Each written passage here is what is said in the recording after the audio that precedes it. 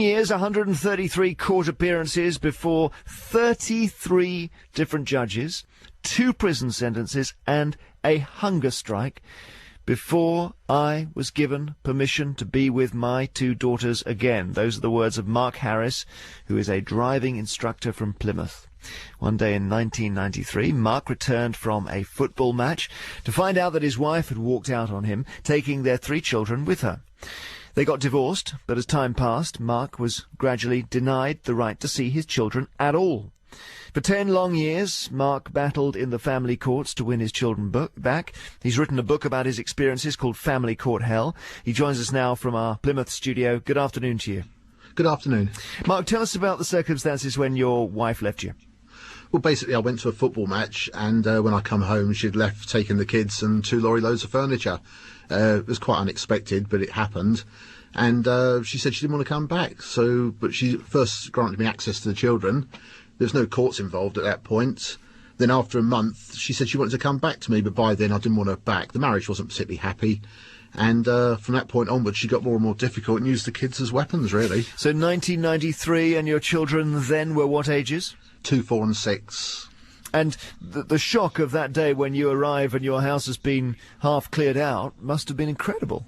Oh, yeah, your life's devastated. There's no feeling I've had before or since, to be honest, that felt like that. But it happened. It's one of those things, I'm afraid. You didn't think that you'd lose your children as well? You thought you'd get an arrangement? Well, yeah, I was thrown at the deep end. I never knew anything about family law or Children Act or anything at all at the time. I was just a family man with 3 children. On 2 o'clock that afternoon, at 5 o'clock, everything had changed. So although your wife went, she allowed you to see the 3 children at first? Yeah, it was a beck and call, but I was seeing them a couple of times a week, and that worked for about a month. And then she said one day she wanted to come back, and I said, well, look, we weren't happy. I said, let's carry on with the divorce. I mean, I didn't want her back, as simple as that, really. And then she got awkward and started using the kids as weapons. Okay. I suppose I should say we're hearing your side of it here, and of course, of course. Not hers, which is obvious. But having told her that you thought a divorce was the best thing, you then found the nightmare begins. Well, this is it.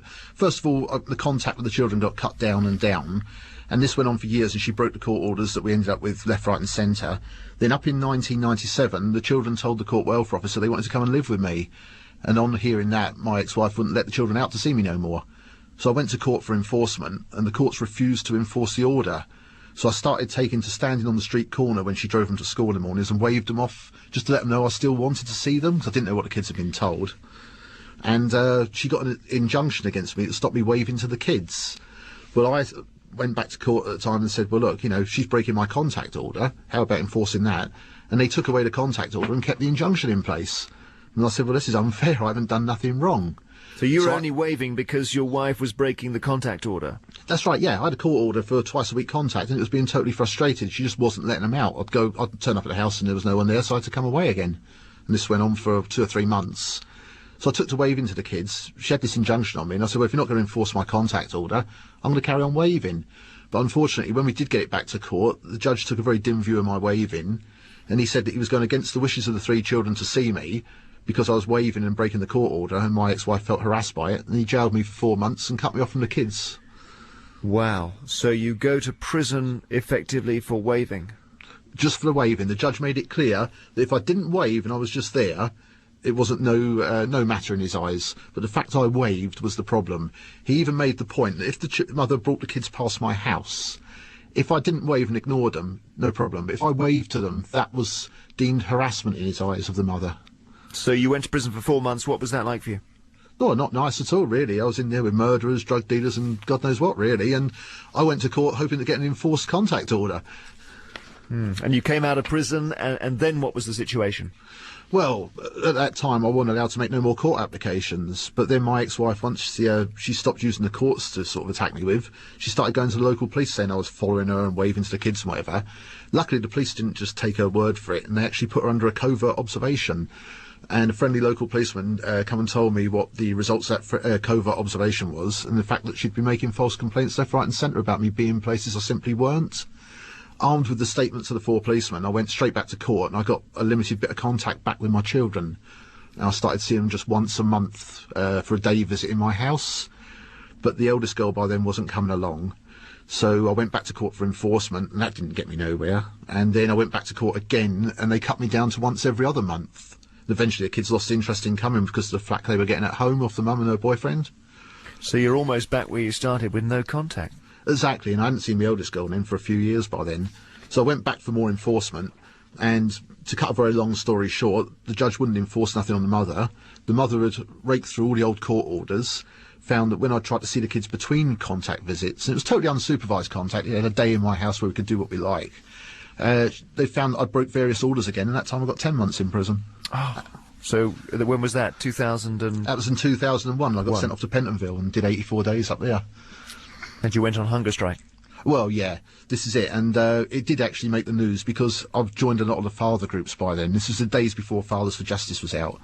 And the sort of campaigners who had started protesting, they got outside the judge's house in London and protested about what he did.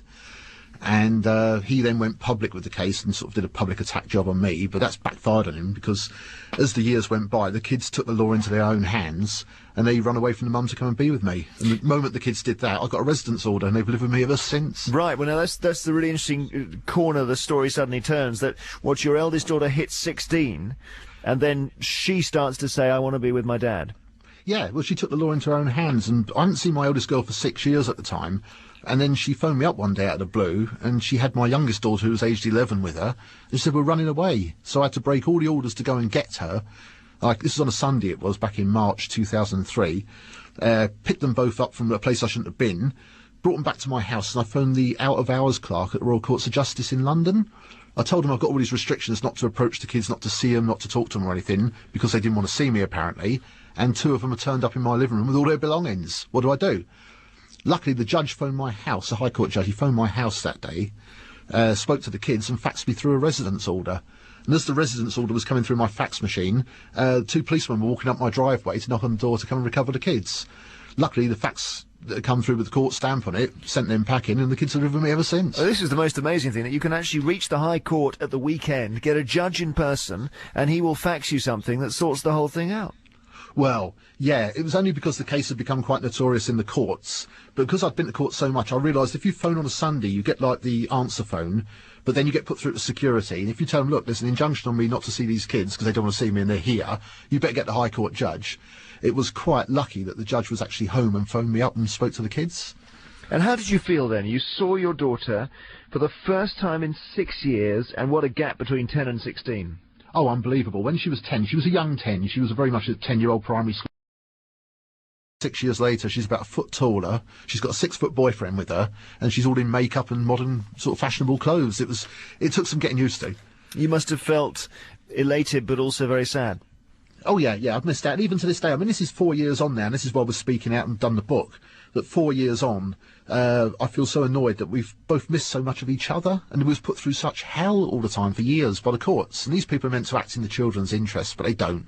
They act in the mother. Whatever the mother will tolerate is the order you get. Where are the daughters now? The eldest and youngest live with me. The middle one lives with her mum, but I get to see her a lot. She was over this morning, actually, before she went off to work. And relations with your ex-wife? Well, I don't have nothing to do with her. She's been busy in a second divorce since, and, well, good luck to her. I mean, the kids see her, but I don't have no contact with her, and I don't intend to. So if you could change, if you were in the High Court and you were actually able to take over the system for one day and change it, what one thing would you do? Open courts. There's got to be open courts. And if I was allowed to change the Children Act slightly, I think it needs a slight amendment, just to say that if you've lived with your children at the point they were born, and there's no good reason for you not being with the kids, you've got a presumption to seeing the kids if you split up with the mother. Because you feel at the moment that the father can end up completely cut out of their lives. Yeah, you can end up like I did, the only man alive who's not allowed to see your kids. The mum can move any man in, no questions asked. He doesn't apply to a court. He doesn't have to go and make any applications or get a residence order or a contact order. He turns up, no questions asked, no matter his suitability or not. But Dad has to apply to a court to be with kids that he once lived with. Thank you very much, Steve, for speaking to us, Mark. Thank you. There we are, father of 3 in Plymouth, who's written a book called Family Court Hell, which goes into more detail about the story he so graphically described to us. Do call us if your situation echoes Mark's, or maybe you're the mum in a similar